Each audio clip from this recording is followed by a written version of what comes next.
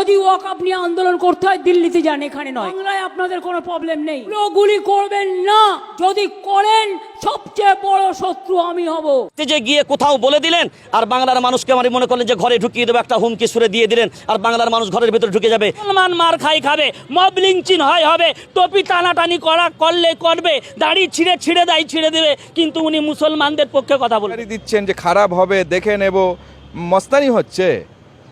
মনে থাকে না ভোটের সময় মাইনরিটিদেরকে ডাকতে হয়। খুব তাড়াতাড়ি বোর্ডের প্রতিনিধি কলকাতায় আসে। আমাদের বিরোধিতা করেন তাহলে 34 বছরের বামপন্থ সরকারকে যেমন মুসলমানরা ছুঁড়ে ফেলে দিয়েছিল, আবার কিন্তু আপনার সেই কালো দিন 2026 দিন না থাকেন, উনি বলছেন আমি আছি, বাংলার টেনশন নাই। তো ঠিক আছে, উনি যখন কালকে থাকবেন না তার নিশ্চয়তা কি দিতে পারবে? তাহলে উনি উনি নবান্নে বসে, উনি রাইটাসে বসে, উনি দিল্লির পার্লামেন্টে বলুক যে আইন পার্লামেন্ট থেকে পাস হয়েছে, আমি বাংলার মানুষের জন্য আমি এখান থেকে প্রতিশ্রুতি দিয়ে বললাম আমার বাংলার মাটিতে কোনো ওয়াকফ এই কালা আইন আমি হতে দেব না, এটা জায়গায় বলুক। স্টেজে গিয়ে কোথাও বলে দিলেন আর বাংলার মানুষকে আমার মনে করলেন যে ঘরে ঢুকিয়ে দেবে, একটা হুমকি সুরে দিয়ে দিলেন আর বাংলার মানুষ ঘরের ভিতরে ঢুকে যাবে। এটা বাংলার মানুষের কণ্ঠকে রদ করার একটা চক্রান্ত চলছে।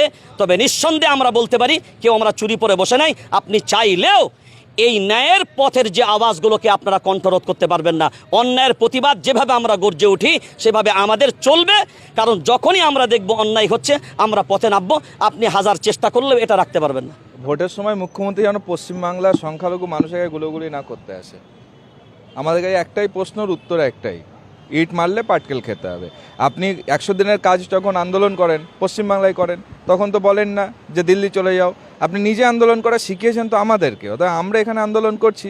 আর একটা জিনিস, এত অসন্তুষ্ট হলে হবে না মুখ্যমন্ত্রী, কেননা উনি নিজে বিবৃতি দিয়ে বলেছিলেন যে গরু দুধ দেয় তার লাথি খেতে হয়।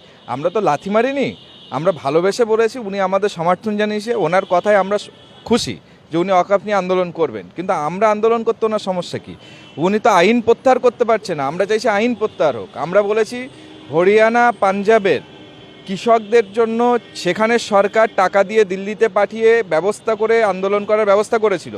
রাজ্য সরকার নিজে প্রেস বিবৃতি দিয়ে বলুক যে পশ্চিমবাংলার সংখ্যালঘু মানুষদেরকে আমরা কিন্তু সেই দিল্লিতে গিয়ে আন্দোলন করার সুযোগ করে দিচ্ছি, আপনারা গিয়ে আন্দোলন করুন, কোনো মতপার্থক্য থাকবে না। যদি উনি মনে করেন যে না উনি আমাদেরকে হুঁশিয়ারি দিচ্ছেন যে খারাপ হবে দেখে নেব, মস্তানি হচ্ছে।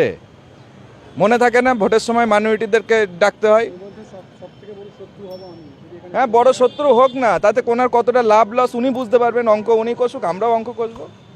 কিন্তু উনি তো বলছেন যে পশ্চিমবঙ্গে আমি লাগু হতে দেবো না কোনো রকম ভাবে। আরে ওনার হাতে তো আইন নেই ভাই, দেশের আইন পাস হয়েছে। উনি আজকের দেখুন, আমরা ওনাকে সাপোর্ট করেছি, দীর্ঘদিন করছি। মুখ্যমন্ত্রী তিনি তার বক্তব্যে জানিয়েছেন যে লাগু হতে দেব না, ওনাকে আমরা ধন্যবাদ জানাই, অসংখ্য ধন্যবাদ, উনি আমাদের কথা ভেবেছেন। কিন্তু একটা দেশের আইন তো কখনো আপনি একটা রাজ্য পরিবর্তন করতে পারেন না। আজকে উনি ক্ষমতায় আছেন, কালকে নাও থাকতে পারেন। সবাই তো একদিন আমাদের মরতে হবে। উনি আজ আছেন, কাল নাও থাকতে হবে। ওনার মধ্যে ভালোবাসা থাকতে পারে, অন্য কেউ আসলে এই আইন থাকলে কিন্তু তখন বিপদ হয়ে যাবে। যে কারণে আমরা চাইছি আইন প্রত্যাহারের জন্য উনি আমাদের সঙ্গে থেকে দিল্লি গিয়ে আমাদের সঙ্গে আন্দোলনের ব্যবস্থা করুক। এবং উনি যদি বলেন যে না আন্দোলন আমরা করতে পারবো না, দিল্লি যেতে হবে, এখানে কিছু হবে না, তাহলে ভোটের সময় যেন উনি এখানে না আসেন আমাদের কাছে। চলবে, আন্দোলন চলবে। 15 তারিখের অপেক্ষায় আছি, কি রেজাল্ট হয় তার সাথে সাথে আমাদের আন্দোলন চলবে। আর ল বোর্ডের সর্বভারতীয় নেতৃত্ব, যাদের নেতৃত্বে এই ওয়াকফ আন্দোলন চলছিল, যারা সুপ্রিম কোর্টে আন্দোলন করছেন, আমি সেই বোর্ডের একজন সাধারণ সদস্য। আমি বোর্ডকে জানাবো খুব তাড়াতাড়ি বোর্ডের প্রতিনিধি কলকাতায় আসছেন, আপনাদেরকেও আমরা সেদিন ডাকবো। বোর্ড যে সিদ্ধান্ত নেবে সেটা আপনাদেরকে জানিয়ে দেব এবং আপনাদের মাধ্যমে রাজ্যের মানুষকে জানিয়ে দেব। ওয়াকফ আন্দোলন তো চলছে, ওয়াকফ বিল তারা পাস করিয়ে নিয়েছে। এটা দেখুন, মুখ্যমন্ত্রী যেটা বলেছেন হয়তো আবেগের বশীভূত হয়ে বলেছেন, অথবা নাগপুরের হেডকোয়ার্টার যারা RSS ওদেরকে সন্তুষ্ট করার জন্য বলেছেন, এর মধ্যে কোনো সন্দেহ নেই। তার কারণ মুখ্যমন্ত্রী নিজেই আমাদের আন্দোলন করা শিখিয়েছেন। 100 দিনের কাজের জন্য তিনি রাজ্যে আন্দোলন করেন, মেডিসিনের দাম বাড়লে তার প্রতিনিধিরা রাজ্যে আন্দোলন করেন। যখন আমাদের সংবিধানের উপরে হস্তক্ষেপ, কোরআনের উপরে হস্তক্ষেপ, মুসলিম পার্সোনাল লর উপরে হস্তক্ষেপ, আমরা এই রাজ্যে আন্দোলন করব না, ওদিকে আমরা দিল্লি গিয়ে করব। হ্যাঁ, যখন দিল্লি গিয়ে আন্দোলনের দরকার আমরা অবশ্যই দিল্লিতে যাব, কিন্তু তার আগে আমরা আমাদের রাজ্যে আমরা আন্দোলন করব, প্রতিবাদ করব। মুখ্যমন্ত্রীকে বলবো এই অধিকার আমাদের অধিকার, সংবিধানের অধিকার আমরা আদায় করব। বলে আপনি যদি আমাদের বিরোধিতা করেন তাহলে 34 বছরের বামপন্থী সরকারকে যেমন মুসলমানরা ছুঁড়ে ফেলে দিয়েছিল, আবার কিন্তু আপনার সেই কালো দিন দেখতে হবে। এটা বাংলার মুসলিম জনগণের পক্ষ থেকে হুঁশিয়ারি বা মেসেজ মনে করতে পারেন। খবর আছে, শুধু বেলগেছিয়াই নয়, গতকালকের ঘটনা